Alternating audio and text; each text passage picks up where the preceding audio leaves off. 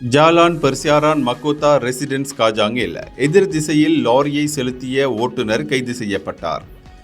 உள்நாட்டைச் சேர்ந்த 60 வயதான அந்த நபர் வியாழக்கிழமை இரவு 10 மணிக்கு கைது செய்யப்பட்டார் என்று காஜாங் போலீஸ் தலைவர் ஏசிபி நஸ்ரான் அப்துல் யூசுப் கூறினார். முகநூலில் இந்த வீடியோ வைரலானதை காஜாங் போலீஸ் தலைமையகத்தின் போக்குவரத்து விசாரணை அமலாக்க பிரிவு அதிகாரிகள் பார்த்ததாக அவர் சொன்னார்.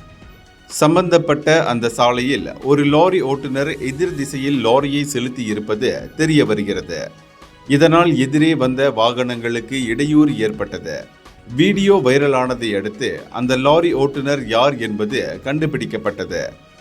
ஆபத்தான முறையில் லாரியை செலுத்திய அவர் கைது செய்யப்பட்டு 1987 ஆண்டு போக்குவரத்து சட்டம் பிரிவு 42(1) கீழ் விசாரிக்கப்படுகிறார். குற்றம் நிரூபிக்கப்பட்டால் 5 ஆண்டுகள் வரை சிறை, 5000 ரிங்கிட் வரை அபராதம் விதிக்கப்படலாம்.